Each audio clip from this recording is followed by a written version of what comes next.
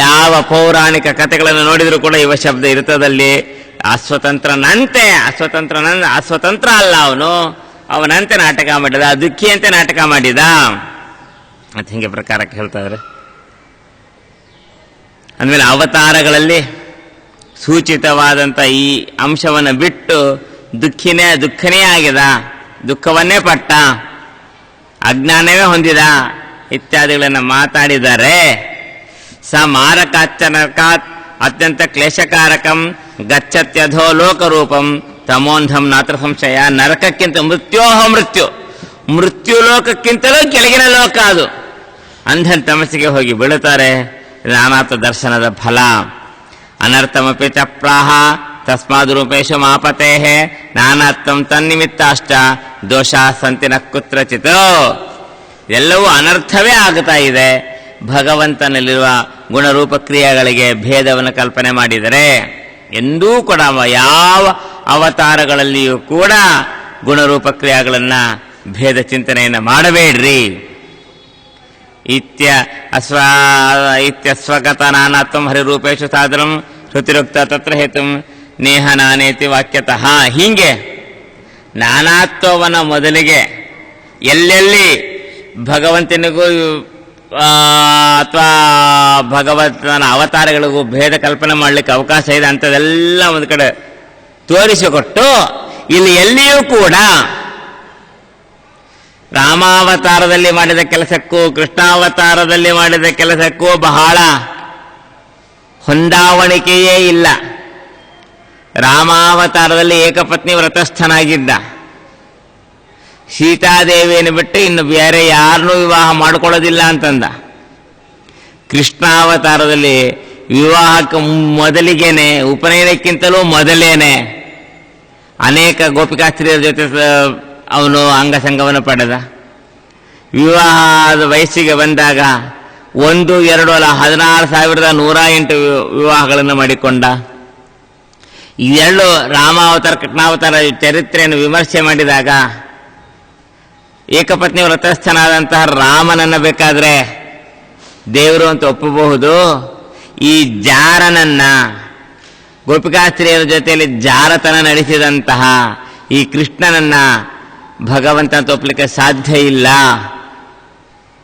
ಅಂತ ಅಂದಾಗ ಆ ಒಂದು ವಿಮರ್ಶೆಯನ್ನು ಮಾಡ್ತಾ ಗುರುರಾಜರು ಒಂದು ಹೇಳ್ತಾರೆ. ಕೃಷ್ಣ ಗೋಪಿಕಾಸ್ತ್ರೀಯರ ಜೊತೆಯಲ್ಲಿ ಕಾಲವನ್ನು ಕಳೆದದ್ದು ಹೌದು, ಅಲ್ಲಿ ಅನೇಕ ಮಕ್ಕಳು ಹುಟ್ಟಿದ್ದು ಹೌದು. ಆದರೆ ಆಗ ಕೃಷ್ಣನ ವಯಸ್ಸೆಷ್ಟು ಯೋಚನೆ ಮಾಡಿ. ಗೋಪಿಕಾಸ್ತ್ರೀಯರ ಜೊತೆಯಲ್ಲಿ ಕೃಷ್ಣ ಇದ್ದು ಮಕ್ಕಳನ್ನು ಪಡೆದ ಸಂದರ್ಭದಲ್ಲಿ, ಯಾಕೆಂದರೆ ಕಂಸನನ್ನು ಸಂಹಾರ ಮಾಡಲಿಕ್ಕೆ ಬರುವಾಗ ಅವನಿಗೆ 15 ವರ್ಷ. ಅದಕ್ಕೆ ಮುಂಚೆ ಅಂದರೆ ಸಾಧಾರಣವಾಗಿ 10 ವರ್ಷಕ್ಕಿಂತ ಕೆಳಗಿನ ವಯಸ್ಸಿನಲ್ಲಿ ಗೋಪಿಕಾಸ್ತ್ರೀಯರ ಜೊತೆಯಲ್ಲಿ ಕಾಲ ಕಳೆದಿದ್ದಾನೆ. 10 ವರ್ಷದ ಕೆಳಗೆ ಮಕ್ಕಳಾಟಿಕೆಯಲ್ಲಿ ಚಿತ್ತಸ್ತ್ರೀಯರಿಗೆ ಎರಗುವುದೇ ಸ್ಪಷ್ಟ ಕೇಳ್ತಾರೆ. ಇನ್ನು ಮಕ್ಕಳಿಗೆ ಆಟದ ಪದಾರ್ಥಗಳನ್ನು ಯಾವುದನ್ನು ಹೆಂಗೆ ಉಪಯೋಗಿಸ್ಲಿಕ್ಕೆ ಬೇಕು ಅನ್ನೋದೇ ಗೊತ್ತಿಲ್ಲದ ಕಾಲ ಅದು. ಯಾವುದರ ಬೆಲೆಯೂ ಅವ್ರಿಗೆ ಅರ್ಥ ಆಗುತ್ತಿರೋದಿಲ್ಲ. ತಮಗೆ ಬೇಕಾದ್ರೆ ಉಪಯೋಗಿಸ್ತಾರೆ, ಬೆಳೆದ್ರೆ ಎಸಿತಾರೆ, ಅದು ಒಡೆದೋದ್ರೂ ಗೊತ್ತಿಲ್ಲ, 1000 ರೂಪಾಯಿ ಕೊಟ್ಟು ತಂದಿದ್ರು ಗೊತ್ತಿಲ್ಲ. ಒಟ್ಟು ಬೇಕದು ಆಡ್ತಾರೆ, ಬೆಳೆದರೆ ಎಸಿತಾರೆ, ಒಡೆದಾಗ್ತಾರೆ. ಈ ಒಂದು ವಯಸ್ಸಿನಲ್ಲಿ, ಏನೂ ವಿವೇಕ ಇಲ್ಲದ ವಯಸ್ಸಿನಲ್ಲಿ ಹೆಣ್ಣು ಮಕ್ಕಳ ಕಡೆ ಆ ಮನಸ್ಸು ಹೋಗ್ಲಿಕ್ಕೆ ಸಾಧ್ಯ ಇದೆಯಾ? ಅಥವಾ ಆ ವಯಸ್ಸಿನಲ್ಲಿ ಬೇರೆ ಯಾರಾದರೂ ಹುಡುಗರು ಸ್ತ್ರೀ ಸಹವಾಸ ಮಾಡಿದರೆ ಮಕ್ಕಳನ್ನ ಹುಟ್ಟಿಸ್ಲಿಕ್ಕೆ ಸಾಮರ್ಥ್ಯ ಇರ್ತದ? ಅಂದಮೇಲೆ ಅರ್ಥಿಯ ಸೃಷ್ಟಿ ಶ್ರೀಹರಿಗಿದು ಕೇವಲ ಇಚ್ಛಾ ಮಾತ್ರ ಪ್ರಭು ಸೃಷ್ಟಿ. ವೇದದಲ್ಲಿ ಹೇಳಿದ್ದು ಪ್ರಭುವಿನ ಜಗದೊಡೆಯನಾದಂತಹ ಕೃಷ್ಣನ ಸೃಷ್ಟಿ ಅಂತಂದ್ರೆ ಕೇವಲ ಇಚ್ಛಾ ಮಾತ್ರವೇ, ಬೇರೆ ಇನ್ಯಾವ ಸೃಷ್ಟಿಯು ಶುಕ್ಲ ಶೋಣಿತ ಸಂಬಂಧ ಕಾಮಕ್ರೋಧದ ವಿಕಾರದಿಂದ ಹುಟ್ಟಿದಂತಹ ಮಕ್ಕಳು ಇದು ಯಾವುದೂ ಅಲ್ಲ. ಅದು ಇಡೀ ಬ್ರಹ್ಮಾಂಡ ಸೃಷ್ಟಿ ಮಾಡಿದಂಥ ಶ್ರೀಕೃಷ್ಣ ಈ ಮಕ್ಕಳನ್ನು ಸೃಷ್ಟಿ ಮಾಡೋದೇನು ಆಶ್ಚರ್ಯ ಅಲ್ಲ, ಹೀಗೆ ತಿಳಿಸ್ಕೊಡ್ತಾರೆ. ಆದ್ದರಿಂದ ಆ ಪರಮಾತ್ಮನ ಈ ಅವತಾರಗಳ ಚರಿತ್ರೆಗಳನ್ನು ನೋಡಿದಾಗ ನಿಮಗೇನಾರ ಅನ್ಯಥಾ ಜ್ಞಾನ ಬಂತು ಅಂತಂದರೆ ತಮಸ್ಸೆಗೆ ಹೋಗ್ತೀರಿ. ಇದನ್ನು ಸ್ಪಷ್ಟವನ್ನು ಹೇಳ್ತಾ ಇದೆ. ವಿಷ್ಣು ಸ್ವಗತ ನಾನಾತ್ವ ಮಾತ್ರ ನೇತ್ಯಾಹನೇತರತ್ ಅಥೋತ್ರ ವಿಶ್ವಮಿಥ್ಯಾತ್ವಂ ವದನ್ ಶ್ವಾಶ್ವಪಚೋಪಿ ವಾ ಗರ್ಧಭೋ ಯತಃ ಪೂರ್ವ ವಾಕ್ಯಾರ್ಥಂ ನಾಸ್ಮರತ್ ಕುಧೀಹಿ. ಆದ್ರಿಂದ ಇಲ್ಲಿ ಹೇಳಿರೋದು ಕೇವಲ ನೇಹ ನಾನಾಸ್ತಿ ಕಿಂಚನ ಅಂತಕ್ಕಂಥ ವೇದ ಏನು ಹೊರಟಿದೆ ಅದು ವಿಷ್ಣುವಿನಲ್ಲಿರುವ ಸ್ವಗತ ನಾನಾತ್ವವನ್ನು ನಿಷೇಧ ಮಾಡ್ಲಿಕ್ಕೆ ಹೊರಟಿದೆ ಹೊರತು ಬೇರೆ ಇನ್ನೇನೂ ಅಲ್ಲ. ಅದು ಬಿಟ್ಟು ಜಗತ್ತಿನ ಮಿಥ್ಯಾತ್ವವನ್ನು ಹೇಳ್ತಾ ಇದೆ, ಇನ್ನೇನು ಹೇಳ್ತಾ ಇದೆ, ಜೀವನ ಅಭೇದವನ್ನು ಹೇಳ್ತಾ ಇದೆ. ಹೀಗೆಲ್ಲ ಹೇಳ್ತಾ ಇದ್ರೆ ಶ್ವಾಶ್ವಪಚೋಪಿ ವಾ ಗಾರ್ಧಭೋವ, ನಾಯಿ ಕಿರ್ಚಿಕೊಂಡಂತೆ, ಕತ್ತೆ ಕಿರ್ಚಿಕೊಂಡಂತೆ, ಶ್ವಪಚ ಕಿರ್ಚಿಕೊಂಡಂಗೆ ಆಗಬಹುದೇ ಹೊರತು ವೇದದ ವ್ಯಾಖ್ಯಾನ ಅಂತ ಆಗೋದಿಲ್ಲ. ಸರ್ವಾಂತರ್ಯಾಮಿ ರೂಪಾಣಾಂ ಅಧಿಷ್ಠಾನತೆಯ ಪರಂ ಜಗತ್ ಪ್ರಸ್ತಾವೋತ್ರ ಚಾಸ್ತಿ ತಥಾಪಿರ ತದುಚ್ಯತೆ. ಸರ್ವಂತರ್ಯಾಮಿಯಾಗಿ ಇರತಕ್ಕಂತಹ ಭಗವಂತನನ್ನು ಈ ಜಗತ್ತಿಗೆ ಅಧಿಷ್ಠಾನ ಅಂತ ವರ್ಣನೆ ಮಾಡ್ತಾ ಇದೆ ವೇದ, ಬೇರೆ ಇನ್ನೇನು ಹೇಳ್ತಾ ಇಲ್ಲ. ಮುಖ್ಯಾರ್ಥ ಮುಖ್ಯಾರ್ಥಂ ಆಕಾಂಕ್ಷತೆ ಯಥೋಬುಧಾಹ. ಮುಖ್ಯ ಸ್ಪಷ್ಟವಾದ ಮುಖ್ಯಾರ್ಥ ಇದೆ, ಇಷ್ಟ ಇನ್ನೇನೂ ಇಲ್ಲ, ಪ್ರಸಕ್ತವಾಗಿರುವ ಮುಖ್ಯಾರ್ಥ. ಇದನ್ನು ಬಿಟ್ಟು ಅಮುಖ್ಯಾರ್ಥವನ್ನು ಬುದ್ಧಿವಂತರು ಯಾರು ಹುಡ್ಕೊಂಡು ಹೋಗ್ಲಿಕ್ಕೆ ಹೋಗೋದಿಲ್ಲ. ತಥಾಪಿ ಗುರುಣಾಸಾರ್ಧಂ ಅಂತ್ಯವಾಸಿನಿ ಚಾಗತೆ ತಸ್ಯಾಪಿ ಚೋಪಚಾರೇಣ ಯಥಾ ನಾನಾದ್ಯಂ ಪ್ರದೀಯತೆ. ಗುರುಗಳು ಬಂದಿದ್ದಾರೆ ಮನೆಗೆ, ಗುರುಗಳ ಜೊತೆಯಲ್ಲಿ ಶಿಷ್ಯನೂ ಬರ್ತಾನೆ.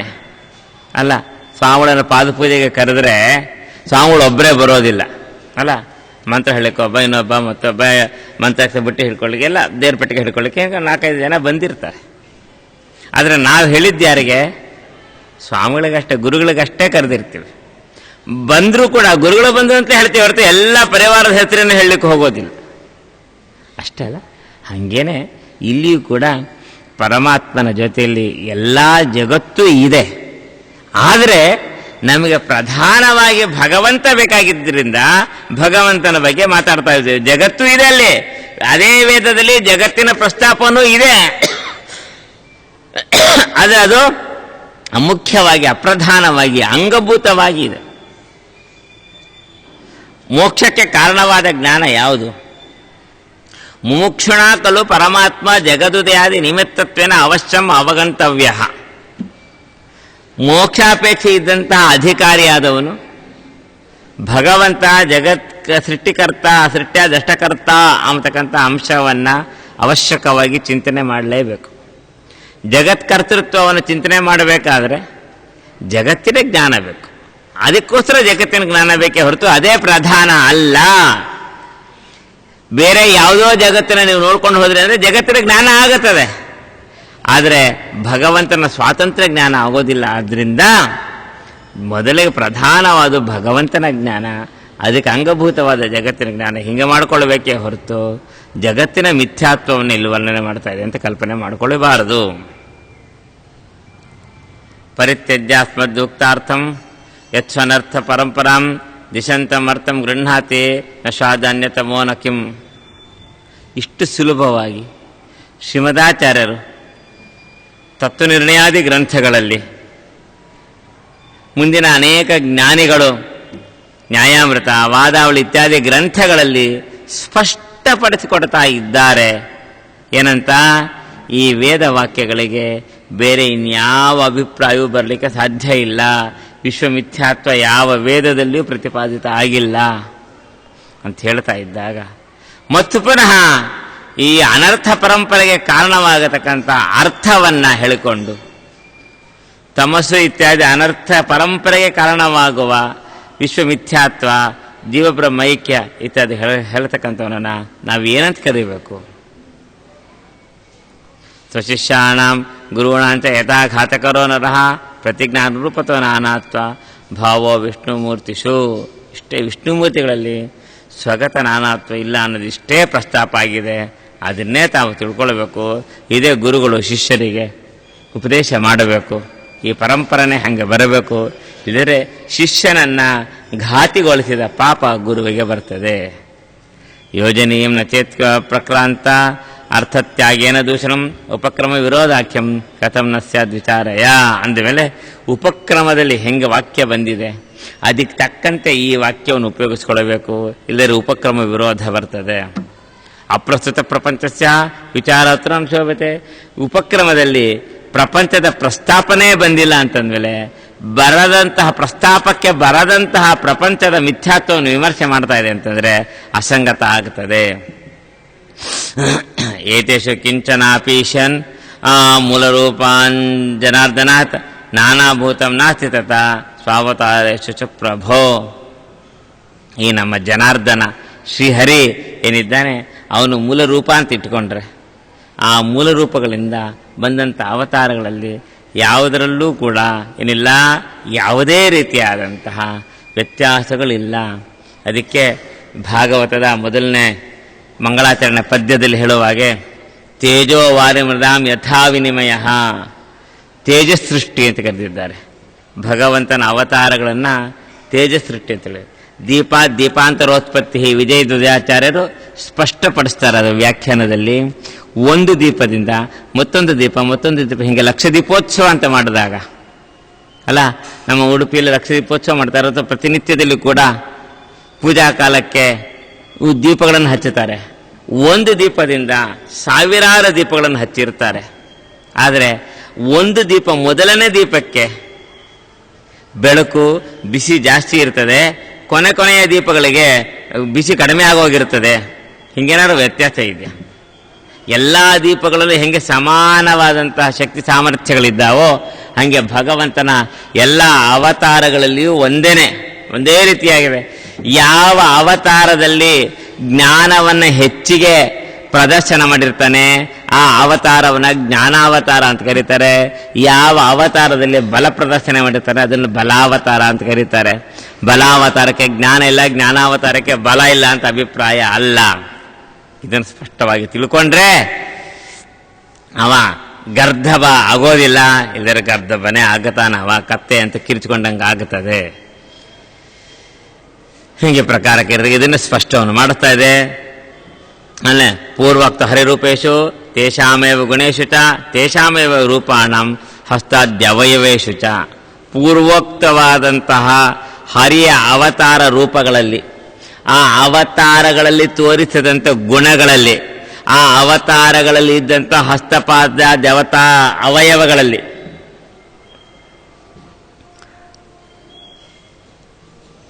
ಈ ಪರಮಾತ್ಮನ ಅವತಾರದ ಅವಯವದ ಬಗ್ಗೆ ಭಗವದ್ಗೀತಾದಲ್ಲಿ ಒಂದು ಸ್ಪಷ್ಟ ಮಾಹಿತಿ ಇದೆ. ಹೆಂಗಿರ್ತಾನೆ ಪರಮಾತ್ಮ? ಶ್ರೀಮದಾಚಾರ್ಯರು ಸ್ಪಷ್ಟಪಡಿಸ್ತಾರೆ.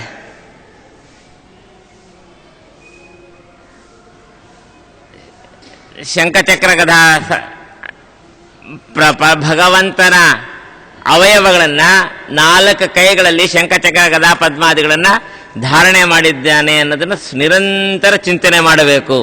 ಅದು ಯಾವುದೇ ಅವತಾರ ಆಗಿರಲಿ, ಭಗವಂತನ ಎಲ್ಲ ಅವತಾರದಲ್ಲಿಯೂ ಶಂಖಚಕ್ರ ಗದಾ ಪದ್ಮಾದಿಗಳು ಇದ್ದಾವೆ ಅಂತ. ಇದ್ರ ಬಗ್ಗೆ ಒಂದು ವಿಮರ್ಶೆ ನಡೀತು ಮಹಾಭಾರತ ಕಾಲದಲ್ಲಿ. ಪಾಂಡವರು ವನವಾಸಕ್ಕೆ ಹೋದಾಗ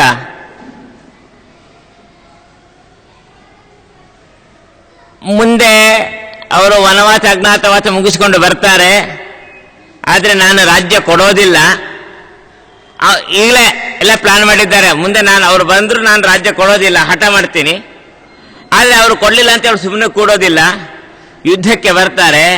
ಯುದ್ಧಕ್ಕೆ ಬಂದಾಗ ಯಾರ್ಯಾರ ಜೊತೆ ಯುದ್ಧ ಆಡ್ಲಿಕ್ಕೆ ಸಾಮರ್ಥ್ಯ ಇದೆ ಅಂತ ಒಂದು ಮೀಟಿಂಗ್ ಮಾಡಿದ್ರು. ಕರ್ಣ ಅಂದ ನಾನು ಅರ್ಜುನನ ಆಪೋಷಣ ತಗೋತೀನಿ ಅಂದ. ದುರ್ಯೋಧನ ಭೀಮನ ತಗೊಳ್ತೀನಿ ಅಂತಂದ. ಹೀಗೆ ಒಬ್ಬೊಬ್ಬ ಇನ್ನು ಮಿಕ್ಕಿದವರೆಲ್ಲ ಏನೋ ಮಹತ್ವ ಆಗಲಿಲ್ಲ. ಆದರೆ ಕೊನೆಯಲ್ಲಿ ಒಂದು ಸಮಸ್ಯೆ ಬಂತು, ಕೃಷ್ಣನ ಜೊತೆ ಯುದ್ಧ ಆಡೋರು ಯಾರು ಅಂತ. ಆಗ ಅಶ್ವತ್ಥಾಮಾಚಾರ್ಯರು ನಾನು ಆಡ್ತೀನಿ, ನಾನು ಕೃಷ್ಣನ ಜೊತೆ ಯುದ್ಧ ಆಡ್ತೀನಿ, ಬೇಕಾದಷ್ಟು ಸಲ ಆಡಿದ್ದೀನಿ, ಇದೊಂದೇ ಸಲ ಅಲ್ಲ, ಅನೇಕ ಅವತಾರದಲ್ಲಿ ಈಗಲೂ ಆಡ್ತೀನಿ, ತೊಂದರೆ ಇಲ್ಲ. ಆದರೆ ಸಮಸ್ಯೆ ಬರೋದು ಒಂದು, ಬೇರೆ ಅವನು ಇನ್ನೇನು ಶಸ್ತ್ರಾಸ್ತ್ರ ಪ್ರಯೋಗ ಮಾಡಿದ್ರು ನಾನು ಯುದ್ಧ ಮಾಡಬಲ್ಲೆ, ಅವ ಅದು ಯಾವುದೋ ಒಂದು ಸುದರ್ಶನ ಚಕ್ರ ಅಂತ ತಂದು ಬಿಡ್ತಾನೆ, ಅದಕ್ಕೆ ಪ್ರತ್ಯಸ್ತ್ರ ಇಲ್ಲ, ಬಹಳ ಶ್ರಮ ಆಗ್ತದೆ. ಅದೊಂದು ತರದೇ ಇದ್ದಂಗೆ ನೋಡ್ಕೊಂಡ್ಬಿಟ್ರೆ ಸಾಕು. ಆದ್ರೆ ಅವನು ಯಾವಾಗಲೂ ಕೈಲಿ ಇಟ್ಕೊಂಡೇ ಬಿಡ್ತಾನೆ ಶಂಖಚಕ್ರ ಗದಾ ಪದ್ಮ. ಅದು ತರದೇ ಬರಲಿಕ್ಕೆ ಬರೋದಿಲ್ಲ. ಅದನ್ನು ಏನು ಮಾಡಬೇಕು, ಅದೊಂದು ತರದೇ ಇದ್ದಂಗೆ ಹೆಂಗೆ ಪ್ಲಾನ್ ಮಾಡೋಣ ಅಂತ ಯೋಚನೆ ಮಾಡಿದಾಗ ಆಗ ಶಕುನಿ ಹೇಳ್ಕೊಟ್ಟಂತ ಮಾತಿನಂತೆ ದುರ್ಯೋಧನ ಹೇಳ್ತಾನೆ, ಏನು ಸುಲಭ, ಅವ ಚಕ್ರ ತರಬಾರ್ದಲ್ವಾ ಯುದ್ಧಕ್ಕೆ, ನಾವೊಂದು ಪ್ಲಾನ್ ಹೇಳ್ತೀನಿ. ಹೆಂಗೂ ನೀವು ಬ್ರಾಹ್ಮಣರು ಹೋಗ್ರಿ, ದ್ವಾರಕಾಪಟ್ಟಣಕ್ಕೆ ಹೋಗ್ರಿ, ಕೃಷ್ಣ ಸ್ವಾಗತ ಬ್ರಾಹ್ಮಣರಿಗೆ ಗೋಬ್ರಾಹ್ಮಣ ಹಿತ ಆಯ್ತ ಬೋರ್ಡ ಹಂಗಿದೆ ಒಂದು, ಗೋಬ್ರಾಹ್ಮಣರಿಗೆ ಹಿತ ಮಾಡ್ತಾನವ. ಹೋಗ್ರಿ, ಕೇಳ್ರಿ, ದಾನ ಕೇಳಲಿಕ್ಕೆ ಬಂದಿದ್ದೀನಿ ಕೊಡು ಅಂತ ಕೇಳ್ರಿ, ಏನು ಬೇಕೋ ಕೇಳ್ರಿ ಕೊಡ್ತೀನಿ ಅಂತ, ನೀನು ಸುದರ್ಶನ ಚಕ್ರ ದಾನ ಕೊಟ್ಟು ಬಿಡು ಅಂತ ಕೇಳ್ರಿ, ತೊಗೊಂಬಂದು ಬಿಡ್ರಿ, ನಿಮ್ಮಲ್ಲಿ ಇಟ್ಕೊಂಡ್ಬಿಡ್ರಿ, ಅವ ಎಲ್ಲಿ ಪ್ರಯೋಗ ಮಾಡ್ತಾನೆ ಅಂತ ಹೇಳ್ಬಿಟ್ಟು ಆಯ್ತು. ಅದೊಂದು ಹೌದು, ಬ್ರಾಹ್ಮಣರಿಗೆ ದಕ್ಷಿಣ ಕೊಡಬೇಕು ತಾನೆ, ದಾನ ಕೊಡಲೇ. ಯಾರಾದ್ರೂ ಬ್ರಾಹ್ಮಣರು ಕೇಳಿದ್ರೆ ದಾನ, ನಮ್ಮಲ್ಲಿದ್ದ ಪದಾರ್ಥ ಬ್ರಾಹ್ಮಣರು ಕೇಳಿದ್ರೆ ಕೊಡೋದು ಸಂಪ್ರದಾಯ ಇದ್ದೇ ಇದೆ. ಅದರಲ್ಲೂ ಕೃಷ್ಣ ದಾನದಲ್ಲಿ ಅಗ್ರಗಣ್ಯ ಕೊಡ್ತಾನೆ ಅಂತ ಹೋಗಿ ಅಶ್ವತ್ಥಾಮತರು ಹೋದ್ರು. ತಿಂಗಳುಗಟ್ಟಲೆ ಆದ್ರೂ ಕೇಳಬೇಕು ಅಂತ ಕೇಳಲಿಕ್ಕೆ ಭಯ ಬೇರೆ, ಕೇಳಿದ್ರೆ ಏನನ್ನು ಬಿಡ್ತಾನೋ ಅನ್ನೋ ಹೆದರಿಕೆ. ಆದ್ರೆ ಸಹಿತ ಒಂದು ದಿವಸ ಧೈರ್ಯ ಮಾಡಿ ಸಮುದ್ರ ತೀರದಲ್ಲಿ ಸಂಧ್ಯಾನ ಮುಗಿಸ್ಕೊಂಡು ಇಬ್ರು ಮಾತಾಡ್ತಾ ಕೂತಿದ್ದಾಗ ಧೈರ್ಯ ಮಾಡಿ ಕೇಳೇ ಬಿಟ್ರು. ಏನಂತ, ಸ್ವಾಮಿ ನನಗೆ ಸುದರ್ಶನ ಚಕ್ರ ದಾನ ಕೊಟ್ಟು ಬಿಡು ಅಂತೇಳಿ.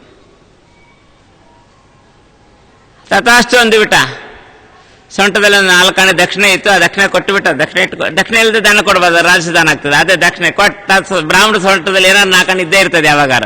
ಅದನ್ನೇ ಕೃಷ್ಣಾರ್ಪಣ ವಸ್ತು ಕೊಟ್ಟು ಬಿಟ್ಟ, ತಗೋ ಅಂತೇಳಿ ದಾನ ಕೊಟ್ಟು ಬಿಟ್ಟಿದ್ದೀನಿ, ತಗೊಂಡು ಹೋಗೋ ಜವಾಬ್ದಾರಿ ನಿಂದು. ಕೊಟ್ಟ ಮೇಲೆ ನಂದಲ್ಲ, ಅದು ನಮ್ಮಮ್ಮ ಅಂತ ಹೇಳಾಗಿ ಬರುತ್ತದೆ ದಾನ ಕೊಟ್ಟುವಾಗ. ನಿನ್ಗೆ ನನ್ ಕೇಳಬೇಡ, ತಗೊಂಡು ಹೋಗೋ ಜವಾಬ್ದಾರಿ ನಿಂದು ಅಂತಂದ್ರೆ ಆಯ್ತು. ಏನೇನು ಆಯ್ತು, ಕೊಟ್ಟರು, ಅದು ಎತ್ತಲಿಕ್ಕೆ ಆಗಲಿಲ್ಲ, ಮಾಡಲಿಲ್ಲ, ಏನೇನು ಅವ್ಯವಸ್ಥೆ ಆಗೋಯ್ತು. ಏನೇನ ಶಾಪ ಕೊಟ್ಟರು ಕೃಷ್ಣನಿಗೆ ಅಶ್ವತ್ಥಾಮಾಚಾರ್ಯರು. ಆಮೇಲೆ ಏನೇನ ಆಯ್ತು, ದುರ್ಯೋಧನ ಬಂದು ಎಲ್ಲ ಅಪಮಾನ ಆಯ್ತು ಹೇಳಿಬಿಟ್ರೆ. ಈಗ ಬಂತು ಮತ್ತೆ ಸಮಸ್ಯೆ. ದಾನ ಕೇಳಕ್ಕೆ ಹೋದ್ರೆ ದಾನನೂ ಆಗಲಿಲ್ಲ, ಮತ್ತೆ ಚಕ್ರ ಇದ್ದೇ ಇದಿಲ್ಲ, ಏನು ಮಾಡಬೇಕು ಅಂತೇಳಿ ಕೊನೆಗೆ ಅರ್ಜುನ ದುರ್ಯೋಧನ ಇಬ್ರು ಸಹಾಯ ಕೇಳಲಿಕ್ಕೆ ಹೋದ್ರು. ಕೃಷ್ಣ ಬಹಳ ಸ್ವಾರಸ್ಯಕರವಾದ ಉತ್ತರ ಕೊಟ್ಟು ಬಿಟ್ಟ. ನಿರಾಯುಧನಾಗಿ ನಾನು ಬರ್ತೇನೆ ಶಂಖ ಹಿಡ್ಕೊಂಡು ಒಂದು ಕಡೆ, ಸಾಯುಧರಾಗಿ ನನ್ನ ಮಕ್ಕಳಿದ್ದಾರೆ 1,00,000 ಜನ, ಅವರನ್ನು ಕೊಡ್ತೀನಿ, ಯಾರು ಯಾವ್ದು ಬೇಕು ಆರಿಸ್ಕೊಳ್ರಿ ಅಂತಂದ. ಸ್ವಾಮಿ ನೀನು ಏನು ಬೇಡ, ನಿರಾಯುಧನಾಗಿದ್ರು ಪರವಾಗಿಲ್ಲ, ನನ್ನ ಜೊತೆ ಬಂದುಬಿಡು ಅಂತ ಅರ್ಜುನ ಕೇಳ್ದ. ಸಾಯುಧರಾದಂಥ ಮಕ್ಕಳನ್ನ ದುರ್ಯೋಧನ ಕರ್ಕೊಂಡು ಹೋದ. ಅಲ್ಲೇ ಪ್ರತಿಜ್ಞಾನ ಮಾಡಿಬಿಟ್ಟ, ರಣರಂಗದಲ್ಲಿ ನಾನು ಯಾವ ಆಯುಧವನ್ನು ಹಿಡಿಯೋದಿಲ್ಲ. ಹೌದಾ, ರಣರಂಗದಲ್ಲಿ ಹಂಗೆ ಬಂದಿದ್ದು ಹೌದು, ಕೇವಲ ಕೈಯಲ್ಲಿ ಬಾರ್ಕೋಲ್ ಹಿಡ್ಕೊಂಡು ಬಂದ ಅಷ್ಟೇ, ಕುದುರೆ ಹೊಡಿಲಿಕ್ಕೆ. ಒಂದು ಕೈಲಿ ಶಂಖ ಹಿಡ್ಕೊಂಡಿದ್ದ, ಪಾಂಚಜನ್ಯ ಶಂಖ, ಅದೆರಡು ಹಿಡ್ಕೊಂಡಿದ್ದೆ, ನೀನು ಇಲ್ಲ. ಎಲ್ಲರೂ ಇದೇ ಮಾತೇ ಹೇಳ್ತಾರೆ.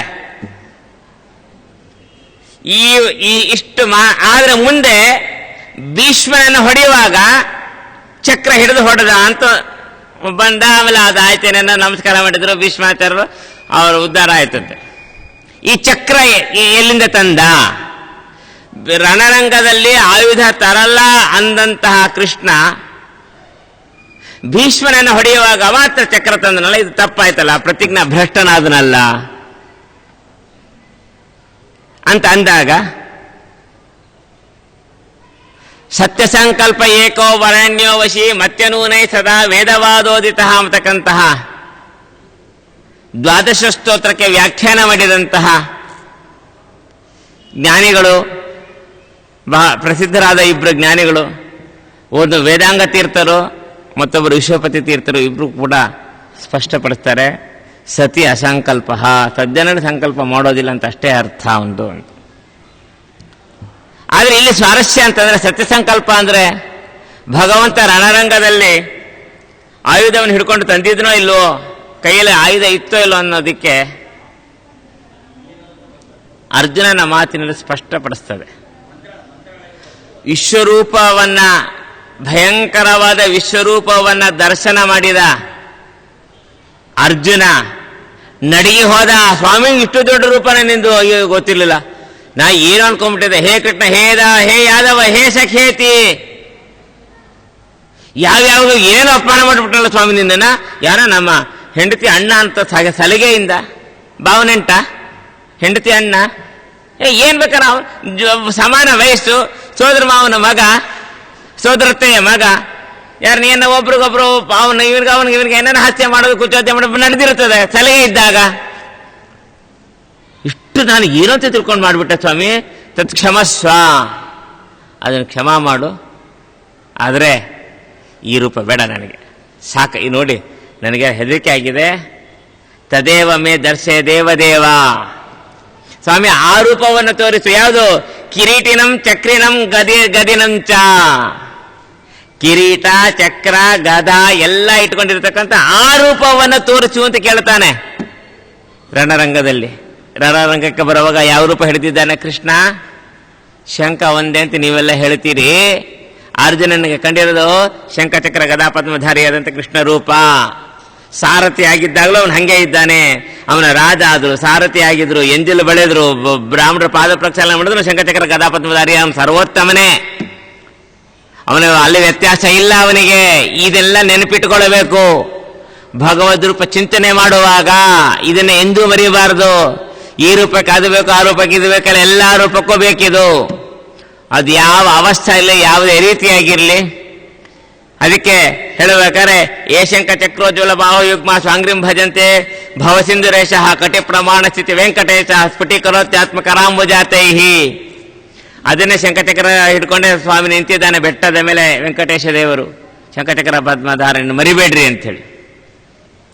ಹಿಂಗೆ ಪ್ರಕಾರಕ್ಕಾಗಿ ಇದೆಲ್ಲವನ್ನು ಕೂಡ ನಿರಂತರ ಚಿಂತನೆ ಮಾಡ್ತಾ ಇದ್ದರೆ ಭಗವದ್ ಅನುಗ್ರಹ ಆಗ್ತದೆ. ವೇದಶಾಸ್ತ್ರ ಅಧ್ಯಯನ ಮಾಡಿದ್ರೆ ಸಾರ್ಥಕ ಆಗ್ತದೆ. ಅದು ಬಿಟ್ರಿ ಅಂತಂದ್ರೆ ಮತ್ಸ್ಯಕೂರ್ಮಾದಿ ರೂಪೇಶ್ವಪಿ. ಅಷ್ಟೇ ಅಲ್ಲ, ರಾಮಕೃಷ್ಣಾದಿ ಅವತಾರ ಅಲ್ಲ, ಮತ್ಸ್ಯಕೂರ್ಮ ಅವತಾರಗಳಲ್ಲಿಯೂ ಅಷ್ಟೇ ಆತ ಸ್ಪಷ್ಟ ಹೇಳ್ತಾ ಇದ್ದಾರೆ ರಾಜರು. ಮಿತಶ್ಚ ಮತ್ಸ್ಯಕೂರ್ಮಾದಿ ರೂಪೇಶ್ವಪಿ ನೈವಶ. ಮತ್ಸ್ಯಕೂರ್ಮಾದಿ ಅವತಾರಗಳನ್ನು ಚಿಂತನೆ ಮಾಡುವಾಗಲೂ ಮಾಡಿ, ನಿಮಗೆ ಬರೋದಿಲ್ಲ ಬಿಟ್ಟಿದ್ದೀರಿ ಅಷ್ಟೇನೆ. ಮೀನಿನ ಕೈಲಿಗೆ ಶಂಖಚಕ್ರ ಕೊಡ್ಲಿಕ್ಕೆ ನಮಗೆ ಬರೋದಿಲ್ಲ. ಮೀನಿನ ಚಿತ್ರ ಬರೆದ್ರೆ, ಆಮೆಯ ಚಿತ್ರ ಬರೆದ್ರೆ ಅಲ್ಲಿ ಶಂಖಚಕ್ರ ಕೊಡ್ಲಿಕ್ಕೆ ನಮಗೆ ಬರೋದಿಲ್ಲ. ಸುಮ್ಮನೆ ಬಿಡ್ಬೇಕಷ್ಟೆ. ಹಂಗೆ ಬಿಡ್ರಿ ಹೊರತು ಅಲ್ಲಿ ನಮಗೆ ಚಿಂತನೆ ಮಾಡ್ಲಿಕ್ಕೆ ಬರಲಿಲ್ಲ ಅಂತ ಬಿಡ್ರಿ ಹೊರತು ಅಲ್ಲಿ ಇಲ್ಲ ಹೇಳಬೇಡ್ರಿ. ಅಲ್ಲಿ ಇದೆ, ನಮಗೆ ಚಿಂತನೆ ಮಾಡಲಿಕ್ಕಾಗಲ್ಲ. ಪೂರ್ವೋಕ್ತ ಹರಿರೂಪೇಶು, ಪೂರ್ವೋಕ್ತವಾದ ಹರಿರೂಪಗಳು ಎಲ್ಲದರೂ ಸಮಾನವಾಗಿದೆ. ಶ್ರುತಿರೇಶ ಕುರುತೆ ಇತ್ಯರ್ಥ ಏವಾರ್ಥ ಶೋಭತೆ. ಇದನ್ನೇ ವೇದ ಸ್ಪಷ್ಟ ಮಾಡ್ತಾ ಇದೆ. ಈ ಅರ್ಥ ಶೋಭಾ ಬಂದಂಗೆ ಬೇರೆ ಇನ್ಯಾವ ಅರ್ಥವೂ ಬರೋದಿಲ್ಲ. ಅಪ್ರಸ್ತುತವಾದಂತಹ ಜಗತ್ತಿನ ರಹಸ್ಯ ಇಲ್ಲಿ ಏನು ಬಂದಿಲ್ಲ. ಪರೇಶಾಮಯಮಿವ ತಸ್ಮಾನ್ನೋ ಕಾಪ್ಯ ಪ್ರಸ್ತುತ ಕಥಾ. ಪರವಾದಿಗಳಿಗೆ, ಜಗನ್ಮಿಥ್ಯಾತ್ವವಾದಿಗಳಿಗೆ ಅಪ್ರಸ್ತುತ ದೋಷ ಬರ್ತದೆ ಹೊರತು ನಮಗೆ ಬರೋದಿಲ್ಲ. ಇದನ್ನು ನೋಡಿದಷ್ಟು ಕೂಡ ಇಲ್ಲಿ ಜಗತ್ ಮಿಥ್ಯಾತ್ವ ಅಥವಾ ಬೇರೆ ಬೇರೆ ಏನಾದ್ರು ಚಿಂತನೆ ಮಾಡಿದವನಿಗೆ ಅಧೋಗತಿ ಬರ್ತದೆ ಅನ್ನೋದು ವೇದದ ಅಭಿಪ್ರಾಯ. ಅತಃ ಕುಚೋದ್ಯ ಕರ್ತಾರಃ ಸರ್ವೇಪ್ಯಾಸನ್ ಪುರಾದ್ಬಹಿ. ಇದೆಲ್ಲ ಕುಚೋದ್ಯಗಳು ಅಂತ ಆಗ್ತದೆ. ಈ ಕುಚೋದ್ಯ ಮಾಡತಕ್ಕಂಥವ್ರನ್ನ ಹೊರಗೆ ಹಾಕಿಬಿಡ್ತಾರೆ. ಪ್ರಾಮಾಣಿಕವಾಗಿ ಮಾತಾಡಿದವರನ್ನ ಕೂಡಿಸ್ತಾರೆ. ಸುಮ್ಮನೆ ಕುಚೋದ್ಯಗಳನ್ನು ಮಾಡ್ತಾ ಇದ್ರೆ, ನೀವು ಅದರಿಂದ ಎದ್ದು ಹೋಗು, ನೀ ಕೊಡಬೇಡ, ನಾವಿಲ್ಲೇನೋ ಮಾತಾಡ್ತಾ ಇದ್ದೀವಿ, ನೀವು ಅಪದ್ಧ ಮಾಡೋದ್ರೆ ನೀ ಇಲ್ಲಿಂದ ಎದ್ದು ಹೋಗುವಂತ ಅವನನ್ನು ದಬ್ಬುತ್ತಾರೆ ಹೊರತು ಅವನು ಕೇಳಿದ ಪ್ರಶ್ನೆಗಳಿಗೆ ಯಾರು ಉತ್ತರ ಕೊಡೋದಿಲ್ಲ. ಊರ್ಧ್ವ ಪುಂಡ್ರ ವಿಹೀನಸ್ಯ ಸ್ಮಶಾನ ಸದೃಶ ಮುಖಂ ಅವಲೋಕ್ಯ ಮುಖಂ ತೇಷಾಂ ಆದಿತ್ಯಂ ಅವಲೋಕಯೇತ್ ಇತಿ ಸ್ಮೃತಂ ನಿಂದಿತಸ್ಯ ಮುಖಸ್ಯ ಸತ ಏವ ಹಿ ದರ್ಶನೇ ತತಿ ಸಚ್ಛುದ್ಧೈ ಸೂರ್ಯಕ್ಷ ಮಾತ್ರ ಮೀರಿತಂ. ಈಗ ಊರ್ಧ್ವ ಪುಂಡ್ರ ರಹಿತವಾದ ಮುಖವನ್ನ ಏನಂತ ಕರೆದಿದ್ದಾರೆ? ಸ್ಮಶಾನ ಸದೃಶ. ಹಣೆಯಲ್ಲಿ ಊರ್ಧ್ವ ಪುಂಡ್ರ ಇಲ್ಲ ಅಂತಾದರೆ ಆ ಮುಖ ಸ್ಮಶಾನಕ್ಕೆ ಸದೃಶವಾಗುತ್ತದೆ. ಅಂತಹ ಊರ್ಧ್ವ ಪುಂಡ್ರ ಇಲ್ಲದ ಮುಖವನ್ನು ನೋಡಬೇಕಾದರೆ ಮಹಾಪಾಪ ಬಂದಿದೆ. ಪಾಪ ಪರಿಹಾರಕ್ಕೆ ಸೂರ್ಯ ದರ್ಶನ ಆಗಬೇಕು. ಇದು ನಿಯಮ. ದರ್ಶನ ಸತಿ ಅದು ಮುಖ ಇರಬೇಕು. ಮುಖದಲ್ಲಿ ಊರ್ಧ್ವ ಪುಂಡ್ರ ಇರಬಾರದು. ಮುಖನೇ ಇಲ್ಲದವರಿಗೆ ಊರ್ಧ್ವ ಪುಂಡ್ರ ಇದೆಯಲ್ಲ ಪ್ರಶ್ನೆ ಬರೋದಿಲ್ಲ. ಮುಖ ಇದ್ದು ಊರ್ಧ್ವ ಪುಂಡ್ರ ಇಲ್ಲದಿದ್ದರೆ ಅದೃಶ್ಯ ಶೂದ್ರ ಚಂಡಾಲ ದರ್ಶನೇಪಿ ಯಥೋ ಬುಧಾಹ ಆಹುರಾಚಮನಂ ಸಿದ್ಧೇ ನತು ತಸ್ಯ ತಮಃ ಫಲಂ. ಈಗ ಊರ್ಧ್ವ ಪುಂಡ್ರರಹಿತವಾದಂತಹ ಮುಖವನ್ನು ನೋಡಿದರೆ ಸೂರ್ಯ ದರ್ಶನ ಮಾಡಬೇಕು. ಶೂದ್ರ ಚಂಡಾಲಾದಿಗಳ ದರ್ಶನವನ್ನು ಮಾಡಿದರೆ ಆಚಮನಾದಿಗಳನ್ನು ಮಾಡಬೇಕು. ಹೀಗೆ ಒಂದೊಂದೇ ವಿಧಿ ನಿಯಮಗಳನ್ನು ಬೇರೆ ಬೇರೆ ನಿಯಮ ಮಾಡ್ತಾ ಇರ್ತದೆ. ಇಲ್ಲಿ ಎಲ್ಲಿಯೂ ಕೂಡ ತಮಸ್ಸಿನ ವಿಚಾರವನ್ನು ಹೇಳಿಲ್ಲ.